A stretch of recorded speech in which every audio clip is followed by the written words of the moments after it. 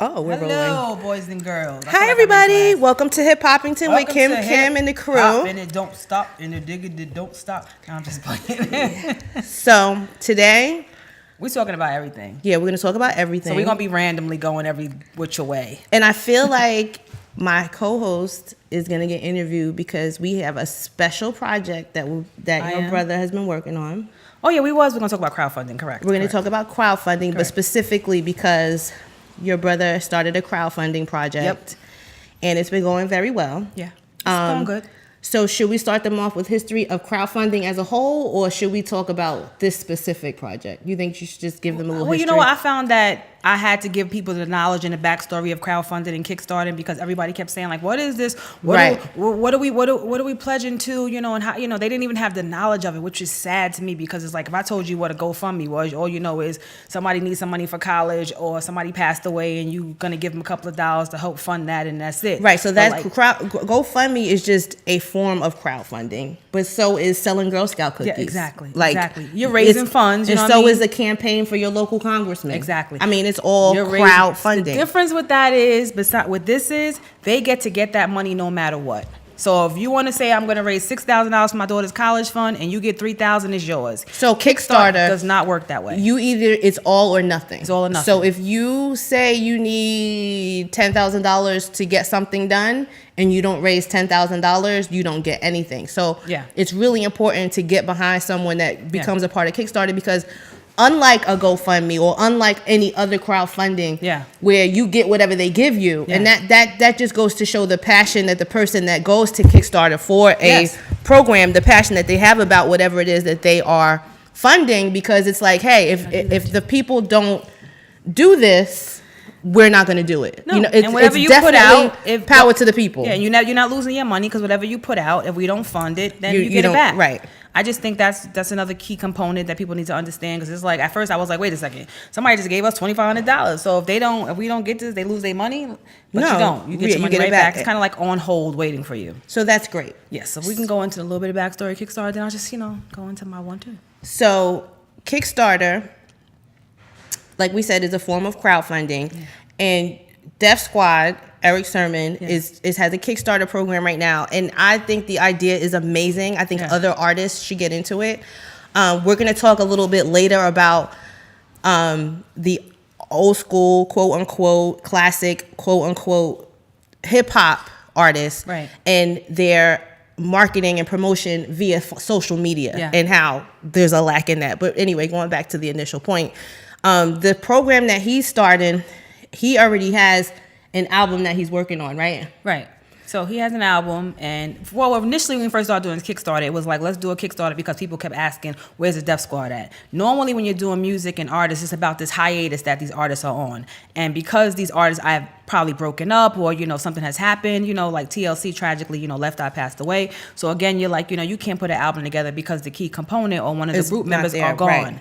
So your fans come out in droves and say, hey, where you at? We want to hear from you. Now, again, labels don't find you as viable as you once then. So they go, well, we ain't really going to get behind that. You know what I mean? Because where is the other partner at? It's not going to sound the same. Or we haven't heard you in 10 years. How do we know how well you're doing? So you get with your audience who say they love and support you, and you go, okay, so listen, I'm going to do this Kickstarter like Spike Lee did with the movie, that he put out. Damon John also is doing something with a new label that he wants to put out. He's going through Kickstarter.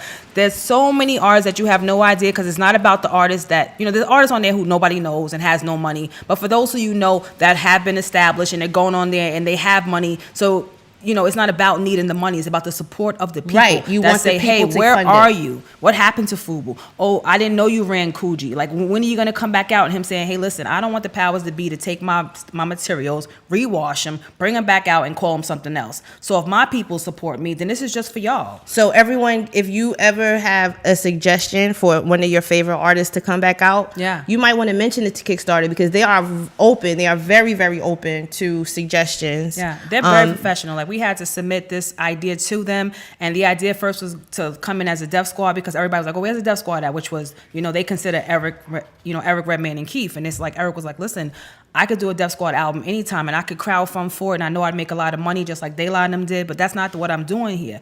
I want a label, you know what I mean? And we're lacking of this label. People don't see the bigger picture of ownership. Right. What we don't have. We just don't have it. We created a genre of music in which we don't own. Right. And I mean on a large scale. Right. When I currently say that when I'm doing things outside projects, I'm working with like the grandfathers and the cousins and the nephews of who my brother used to work with, you know, the uncles or whoever they were. This is nepotism. These family members are still being filtered through these companies.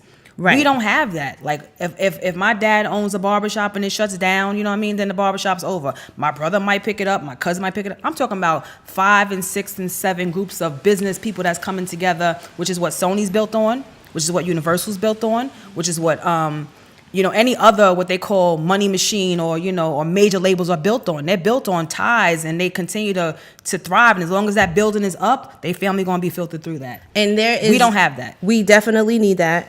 We definitely need the younger people to push for that. Yeah. And when you do push for that, make sure that you make a part of your team somebody that's been in the game for a while, somebody that's been there, somebody that's done that. Because with that wisdom and with that knowledge, it's going to take you somewhere that you may not have gone otherwise. Yeah. Because just like when we interviewed Jamal, you know, he told us a little bit about what he went through. He's been in the game since he was 12, 13 years old.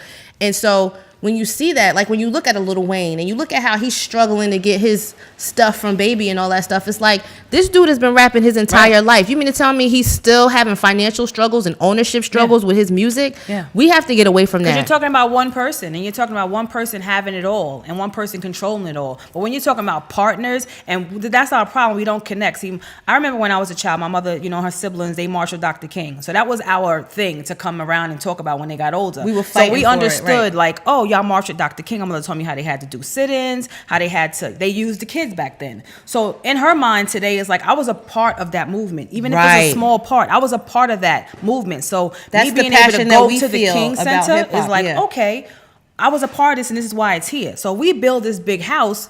Even on this level, it's like, okay, well, I was a part of making that happen. So I go back to Tupac saying, you know, I may not be the one who started the revolution, but I'm going to be the one who sparks the brain of the revolution. So we may not build this big monster house, which we're talking about, but we're hoping to spark the brains for the people to know you got to build your own house. I don't care if it's in fashion. I don't care if you got friends who like to make pillows and it's 10 of y'all. Go build a pillow factory. But that's why your kids and your kids' kids will and have their kids. Ownership. Yes. It's but all that's about why ownership. I always stress to people when I talk about hip hop. Yeah. I always stress to them to make sure that you invest in artists that are invested in it as a culture. They're not just trying to milk it because they made a couple of hit songs, get the money and run. Because when you're passionate about the whole culture, and that word is getting thrown around a lot lately, and I don't like it because it truly is a culture. And if you're putting that label on everything, like you have to make sure that you are invested in longevity of this culture, not tearing it down. You know, contributing to the longevity of the culture. So tell everybody how they can contribute, like the Kickstarter campaign. The Kickstarter campaign is where all, of course, because since like go back to Kickstarter's premise and what they say, you have to give an album. So we had to give them something in order for you to be able to fund it. So he of course he always has music. So he's like, okay, well I'm gonna put my album out since I'm the head. And it starts with the head. So I gotta prove myself, and I'm gonna put the artist which I've always done. I've gotten artists from all over, you know what I mean? Not just New York, not just Jersey. Like he's known to get artists from like LA, you know, Detroit. Before there was an Instagram, before you can just go find somebody at the push of a button. You know, everybody, if you look throughout, you know his albums and who we've dealt with, they've been from all over. And he was like, okay, I'm gonna put this album out. I'm gonna put some of the people I love on it. You know what I mean? I'm gonna, give it out to the people. You know what I mean? So who's on there? I saw Big Crit is on there. Big Crit is on there. And again, Eric always seems to find these artists like, beforehand. This is something that he has done already. His album's already been done. And he'll just be like, yo, I got a beat. I think this person would sound dope on it. You know what I mean? Then he kind of reconfigurates that beat strictly for that person. So Big Crit's on there. Of course, the squad members are on there. Method Man's on there. Pharrell's on there. Yep. There's a lot of people that's on there. You know what I mean? And I don't want to say everybody because some people may make this album, may not make the album because now you since don't we're know, out, you get a big working. rush of people coming in saying, hey, I want to get down. And everybody keep doing that though, because I mean, even if maybe there has to be two, whatever it takes. Because if this pops off and he does get the label started, then everyone will have another. And we're avenue. about to open this Kickstarter up to the people, you know what I mean? Which he hasn't even announced yet. Because since it's really about the people and about these artists who are constantly saying, "Yo, put me on," you know, I write rhymes, I make a beat, and it's like, well, we don't got a place to put you on that. And another thing is his plight is, I saw the Ludacris before anybody else seen him. I saw the Biggie before anybody else seen him. He used to come to our house on Hope Court 3 years in a row, you know what I mean? And I was like, you know, at the time, get your bars up. You know what I mean? But he started the career. He started Redman's career. I remember him coming to Jersey. Yeah. And he put Reggie on the stage because that's what he does. Just add an art. Just like, you know, I remember Jazzy Faye used to, you know, be at the house sleeping on the sofa. You know what I mean? I remember, you know, what's them two big boys' name? I forgot. They from here because that's what was in the South at the time. My Bone Crusher and his brother. You know what I mean? And you know, those kind of people. You know, so he has a good eye for talent. Exactly. So he knows. And they all come through from 50 Cent to, I remember when Rick Ross was Teflon Don. He was in the Long Island in the house, you know. So it's like, but he's never had a home to say, oh, you can come here and be on my label. Right. You know, and it takes a partnership. You know what I mean? Like Jay had a Dame, you know what I mean? You know, somebody has to be the art and somebody got to be the talent. The brains. You know what I mean? Right. So it's the business aspect of anything. Exactly. So he's always ran into the part where I'm the artist. I make the music. You know what I mean? But who's going to handle my business? You know, Dre had Jimmy. You know what I mean? So it's just the facts, you know what I mean? And he's like, listen, I'm not knocking nobody. I'm just saying, y'all had somebody too. Why you could just be the talent, and I didn't. So at this point now, I've learned, because, you know, time is going on, and I was 17 when I first got my deal, you know what I mean? And now I'm at the age I am now. You know, I can now know how to do business and partner. Oh, yeah, right. It's different when you're an adult and you know better. So if you go to Kickstarter.com and you type in Eric Sermon, it'll take you there. Go to his page. I'm Eric Sermon on Instagram. And go on the link. You can go into my page. I'm Kae, right? Kaye, sorry, _ Sermon. You can go into my bio. You can go into Rockwilder if you're listening to Redman. You can go into any one of these artist pages who's messing with us. Shout out to Vinny from Naughty by Nature, and you can go to Hippoppington on Instagram. Yeah, so many it's people, on there, you know, Wise Intelligent, you know, LL Cool J, like everybody just picking it up, you know what I mean, and really supporting us, and we appreciate that. At the end of the day, it's about the people, and that's who you know who's riding with you, you know, the people. I got to shout out to overseas though, because most of these people who are funding this project is overseas. Not for nothing, you look at De La's project, it was overseas that made that project. And it's sad, too. It's really sad. If it wasn't for them overseas people, this stuff wouldn't have been funded. It's sad because... Not just this project, but the prior projects. This is where hip-hop was born, and it evolved. And it's like overseas, they have more of an appreciation for the hip-hop culture than we do. But we're going to change all that. Yeah. So...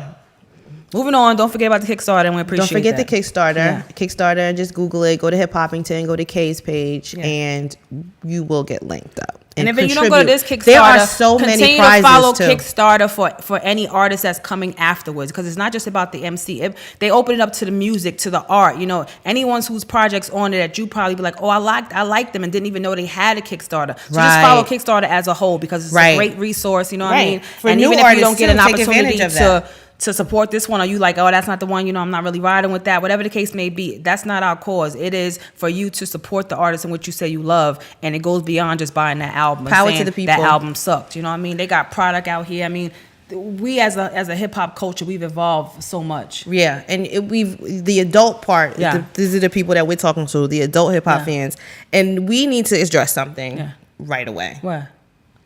What's that? I need everybody that's still making music. Oh yeah. From our era, from the golden era, to get their social media game on point. Yeah. Please. They seem afraid of it. Like, no, I hate it. It's a tool. It's for kids. It's all that marketing budget that you used to have from your record company. Yes. You don't need that much anymore, because guess what? You could go on Instagram, you could go on Facebook, you could go on Twitter, and you could promote. I don't know who's running y'all stuff. Yeah. You need to call me. And if you see all these other rappers that we keep talking about, right? You know, these young guys, you know, and these Insta famers, that's what they did. They got on Instagram from this social media. Right. Then you, who already have a backing, who already have a brand, who's been out here for so many years, take advantage of it and watch yourself fly. You know, who do you think is paying the bills of these kids that are doing this foolishness on social media? We are. You have a phone too. You might not use it that much, but if you want to follow stuff, you need to get to the artists that you love, that you still support. They still go on tour. They still have shows. And like I said, please get your social media game back up. There's an evolution that's happening from this culture, and we need to acknowledge that this is an evolution. I'm for all these kids who have been successful and continue to be successful. And my daughter listens to every one of them. I have no idea who they are. But we need to always understand there's an evolution that you came from. Something gave birth to you. Just like something gave birth to rock and roll. Something gave birth to gospel. Something gave birth to country music. We gave birth to the culture in which you have today. Now what we have to do is call what you want to call it. These artists, and I don't hold no balls. They say, I ain't hip-hop. You not hip-hop. That's cool. There's elements in which we said you got to beat a criteria to say you hip-hop. And if you're not that, but understand that you evolved from this. Right. So why don't you name it what you want to name it? Well, I think I came up with a name. I came up with a name, and I call it hip-hop. Hip-hop, okay. Because it has the face of hip-hop. Right. And it's just pop. Yeah. It's just pop music. It has no soul. It has They call Michael Jackson the king of pop. Like, where did they come? Because it's popular music. You know what I mean? But at the end of the day, it's like he derived from disco. And this is why I keep talking about hip-hop. Because they erased the name of disco. They erased the game of disco. Right. And they said, we're going to call this into house music, something else. And then it they just was like, it. No one knows what disco is So anymore. my fear is you can't take my name called hip hop and then erase it and go, thanks for what you brought us in. Well, you see what they're doing in China, right? Well, this is what this is about. Right, because of the negativity that surrounds it all, China is banning hip hop and tattoos too. But that's exactly why I don't want them to. Tattoos. I want you to find your own name and your own lane, because hip hop says you have to be this, this, and this. Yours might say you have to be this, this, and this. So go be that, because other than that, you're gonna squash it, and they are gonna get rid of it. Because the pipeline is saturated. Go ahead. We have the crew in the house. DJ Samore's in the house. DJ Samore, the crew is here. What's up? But ain't that what they call hip hop and rap? Like, rap is today. They do. They rap do is an that. occupation. Hip hop is a culture. Right, it's a way of life. Rap but some corporations do have that as a genre. Yeah. Rap. Yeah, but that's because none of our governors have come in and said this is what this is. So you're letting them define you. Yeah, we haven't governed this music. So Comcast has music choice, right? Yeah. So Comcast, somebody at Comcast, they have classic hip hop. Yep. They have rap. Yep. And then they have, and I'm just like, how do I know? But that's all. We didn't govern it. Every other genre had a governor in front of it that said, wait a second, we're going to put these categories in place. We're going to call these things accordingly. Heavy metal. We can't get rock. mad that we're not governing hip hop to go, hey, hold up, stop right now before we get any far. It is the veterans. It is, but again, but y'all, it is our veterans because they have the power. So yes, I do think that, but are they paying attention to it? And do I say, yo, Jay, you know what I mean? You have the power because the young people still listen to you. Because don't get it wrong, we need the young people to be listening. Well, they're not listening to KRS-One, even though for me, he's the teacher. You know what I mean? They're not listening to the ones who we know came before us and do got the knowledge of it. So I got to go find Gucci Man. You got the knowledge to go tell your these young boys, yo, check this out, y'all. Let's name this something else. Little John, at his point, he had some power. He wanted to call it Crunk. And they did. But he faded out. You know what I mean? But right now, if I'm going to talk about who got some power in it to grab these youths' hands and go, I'm going to rename this. We're going to call it something else. It's still under the umbrella of hip hop, but it's called this. I'm going to call Gucci Man now. And we're just going to keep on moving because I'm not going to keep talking to y'all because y'all don't want to hear it. So when we talk, we're just going to act like it doesn't even exist and promote what we love instead of bashing what we hate. Because there's enough media covering all that other stuff. I'm not calling y'all out. I'm calling those who are responsible like ourselves out to do something about it because you have the power in place. We was calling out you guys make all way our more money. Politicians who have power. You have way more tools than we did. I mean, you have way more money and way more tools. There's so much politics in this game. That's why the show is going to be popular because it bridges, Yeah. So another thing, okay, and now I have to talk about something that happened in the news with one of our veterans, one of the I don't know what the best sidekicks in hip hop history, Mr. Flavor Flav. What about him? I got on my phone and TMZ had him getting drug all over some casino. Oh yeah, I saw that. I felt like I was watching Cat Williams in and Vegas. The little boy. And it was so sad. Well, why did it happen sad. though? I didn't get the backstory. I don't know, but it was embarrassing. The dude had his feet and his hands all over Flavor Flav. And then Chuck D came out with a tweet and was like, yo, that was very disrespectful. I often wonder about their relationship because they're just so opposite. Yeah. And the direction that Flavor Flav went in as like the father of reality TV. Yeah. That kind of, I don't know, but that was disrespectful. Don't do that no more, y'all. So the Grammys is this weekend. And I've been seeing a lot of our veterans out and about in New York looking nice. Yeah, we finally back in New York. We back in New York. Hee. And so we're going to see who does what and gets what. And they was talking about like who was like, best in year, you know what I mean? And it was like, and I'm going to get into this. They was like, it was Jay-Z because of his business, you know what I mean? Then they went into Cardi B because of how Cardi B because of where she's come from. And my thoughts was, I'm cool with this chick, you know what I mean? Because I like her hustle. I'm from, we from New York, and I seen her before. She was on Love and Hip Hop, you know what I mean? I know she was popular already on Instagram, you know what I mean? So she done did her work. But she also had the millions and millions of people that watch Love and Hip Hop, too. Like is how they would you can't put a Cardi B record with a Lauryn Hill record and say she broke numbers.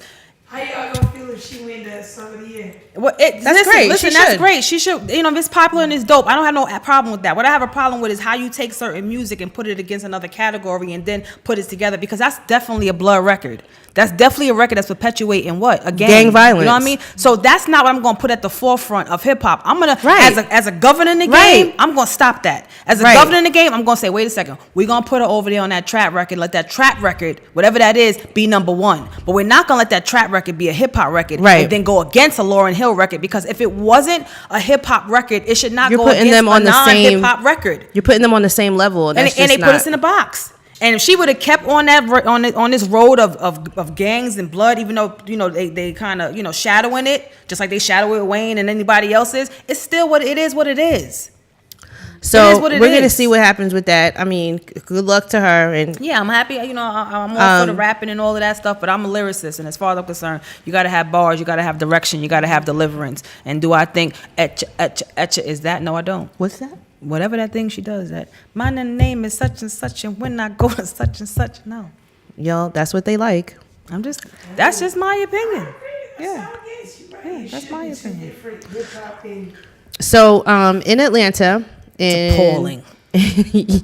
In Atlanta, in March, there's going to be a hip hop show with all saying March, female. like March comes and we informing them in April. We talking like this ain't.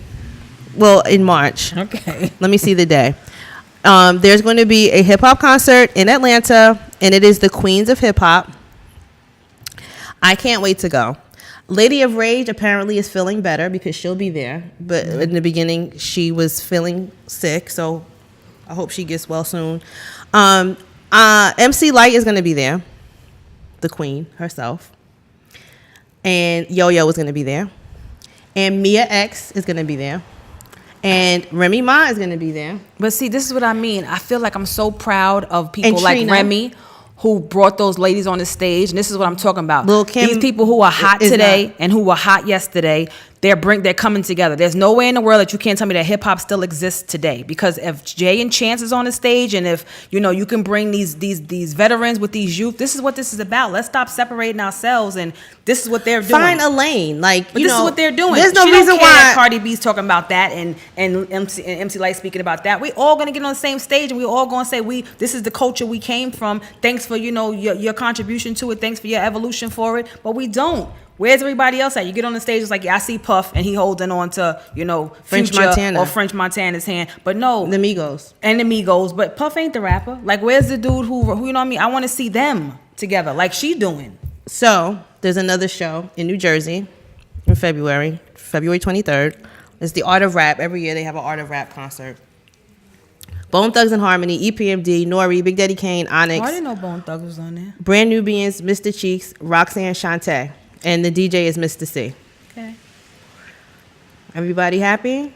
That sounds fun. Also, that's all we got. That's you know what I mean? Like, they could be like, when you see people's tour dates and stuff, and they be saying where they at, they be like having these big long things now, and it's like we like scattered around. Like, they always try to embed us in some place. Like, my brother just did the pre-Grammy parties, and it was like everybody and their mama was at this Grammys, but of course they want to embed a piece of this, what you call classic hip hop. Oh, right. It's like they ain't the OJs, they ain't the freaking Temptations. Like, let me squeeze them in. Yeah, let me squeeze the old guys in, into the fold. It's May 5th, no. There's a really, really dope show, and it's at Lehman Center in the Bronx.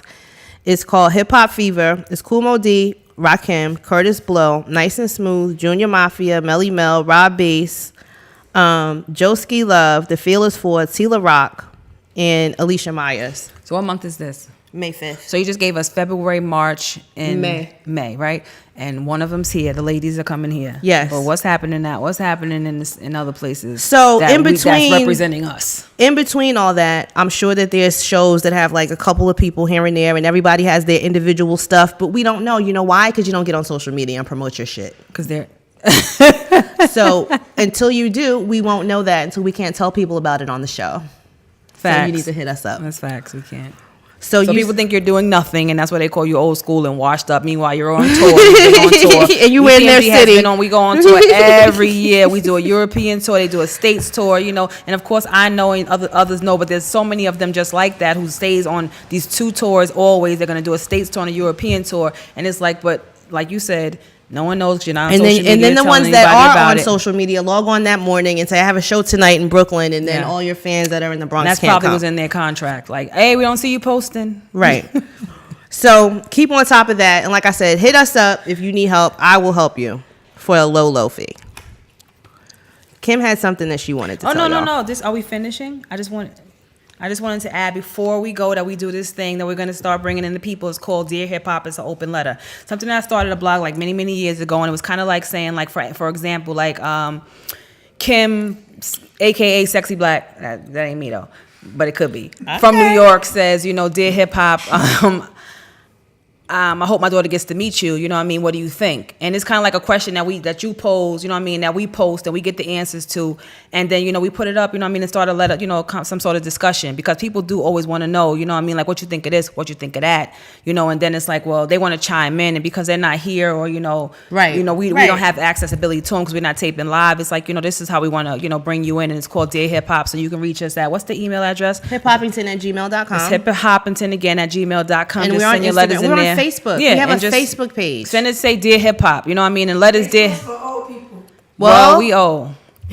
Get on his and Facebook. we love it. That's why we at the. This is what you call the prime of your life. Okay. Yes. Right now, y'all stupid. All right, you think you're smart and you having a good time. Right now, y'all stupid. I mean, if you're alive, yeah. Getting older is inevitable, but growing up is optional, right? So, like we always discuss when we talk about the hip hop thing. Yeah. Make sure that your music is gonna grow up with the people that listen to That's it, right. or else you're gonna be obsolete. Or you're not growing up.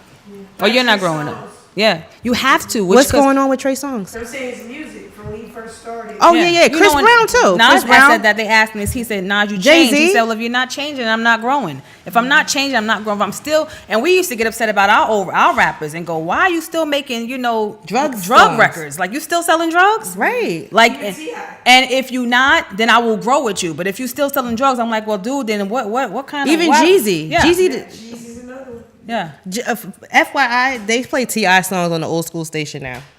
Listen. All right, y'all. Well, we're gonna wrap up. Yeah, we want to wrap it up with our last thing. Of course, we always want to give out our shout outs, what we call the big ups. Those are 90s terms.